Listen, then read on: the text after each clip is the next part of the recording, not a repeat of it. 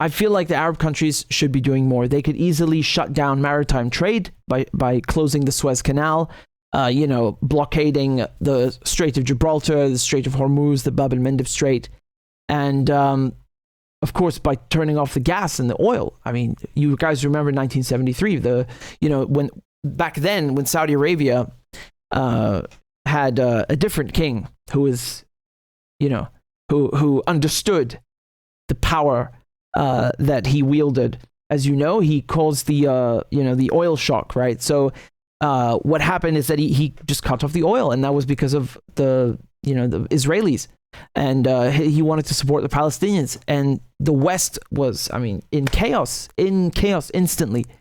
So the Arab countries, they have the world by the balls, and I don't say that like, that they should, kidnap or, just blackmail people. No. I'm saying they should just use their own resources, which is they can do whatever they want with them. They're Arab resources. They don't belong to anyone else, to the benefit of the Palestinians, which is a just, noble cause. It's not asking much. It's been done before and it works. So, the problem is, though, is that now the people that are sitting on these thrones, they are Zionists. And, I watched, for example, an interview with in Jordan, okay, I'll show you again on the map. Jordan is next to Syria and Iraq. So the king of Jordan is a kingdom, yeah? And the king of Jordan, Abdullah II, he is actually a colonel in the British Army. Did you know that? He's a colonel in the British Army. Now, look, there's nothing wrong with being an officer, but my point here is to show you how close the connection is between these Arab kingdoms and the West. Britain created many of these countries. They didn't exist before. UAE, for example, 80% of the people in UAE are foreigners. They're not Arabs. These things were carved out by the West. It's not Sykes-Picot down here, but nevertheless, up here it certainly is in the Levant. And, that's part of creating Israel and putting it in the middle of the Arab world and causing chaos. And to this very minute that, as I'm speaking to you, it has worked. It's causing chaos and suffering. Pakistan and India, for example, the British tactic when being kicked out of a colony was to fuck it up, scorched earth. Like, okay, you want to kick me out? I'm going to burn your house down. That's the British exit policy and strategy. So with Iran, for example, Abadan used to be the world's largest oil refinery, and it's in Iran. Britain built it, right? So British Petroleum, BP, used to be called Anglo-Iranian and then Anglo-Persian Oil Company. They built the oil refinery, and because they were kicked out when Mossadegh nationalized the oil, there were plans to torpedo, with actual torpedoes to sabotage and blow up the whole refinery, right? So there are numerous examples, and Israel is one of those, scorched earth policy. Like, okay, you don't want us? Fine, we're going to leave, this wedge right in the middle that's going to cause chaos for 100 years. So the problem is also these, like I said, some of these Arab kings, they're not Arab kings. They're really not. They don't represent their people. Pick any Arab country, and the people there, they want to help Palestine. They would, give everything they have. They would take the clothes off their own back and donate them to the Palestinians if it helped them. And it certainly would. They would do it willingly, happily. I would do it happily. The oil, the gas, these are precious resources. Why not just shut them down for a week? Just a day. Look how they will stop bombing Gaza. Just look how they will stop bombing Gaza. It's not just the Israelis and Americans and Britain that need to be blamed. It's also these Zionist Arab kings who are, do not represent their people. So I was just about Jordan. King Abdullah, his wife, is Palestinian. Many Jordanians, not all, but they have a significant Palestinian population. Guess why? Because they were kicked out by Israel during the ethnic cleansing in 1948. Syria also has a lot of Palestinians, and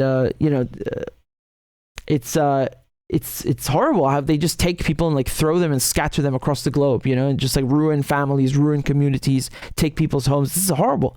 And now they're trying to do it again, right? So his wife, King Abdullah's wife, the Queen of Jordan, she gave an interview with CNN, right? So with what's her name, Amanpour on CNN, and she, is very well spoken. She's really, articulate, very concise. I enjoyed listening to her, but then she ruins it at the end and says we should learn to live side by side in peace with Israel. No, the fuck we shouldn't. Why do we have to tolerate Israel when somebody breaks into your house and murders, part of your family? You don't have to fucking live side by side in peace with them. You kick them the hell out, period. Jesus. Jordan is a country that has ties with Israel. So does Egypt. Scandalous. What, do you guys know that Bolivia cut ties with Israel? Bolivia. Let me look at the map again and show you. Bolivia is nowhere near the Middle East. It's all the way here in South America, Latin America. It has nothing to do with the Palestinian issue. And nevertheless, it has principle, right? It has courage and principles. Where are the Arab countries? Where are the Muslim countries? Why aren't they doing the same? When it comes to Colombia and Chile, they didn't cut ties, but they withdrew. They recalled their ambassadors, which is the step before you cut ties. Like Egypt, for example, could recall their ambassador or cut ties. Jordan could do that. I think Jordan only just recalled their ambassador, but too little, too late. I'm sorry. What were you doing? You're waiting for them to kill 7,000 people before you recall the ambassador. Jesus, you shouldn't even have ties to begin with. No one in Jordan wants you to have ties with Israel. So the countries that did the Abraham Accords, like Bahrain and the UAE, cut ties. Saudi Arabia said it's putting normalization with Israel on hold. What do you mean on hold?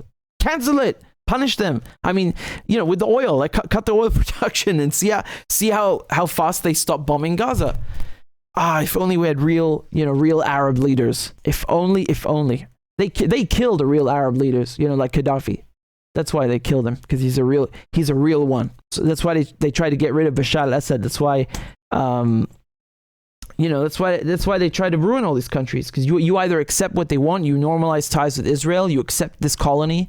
You accept the banks in the city and Wall Street taking over your country and the corporations taking over your country's market, or we'll come and fucking coup you and kill you and ruin your country. Your choice. We need some real Arab leaders. We really do. Turn off the oil, the gas, and shut the Suez. They will stop bombing Gaza in 1 hour. If not a few minutes. They won't know what to do. They'll be running around like headless chickens.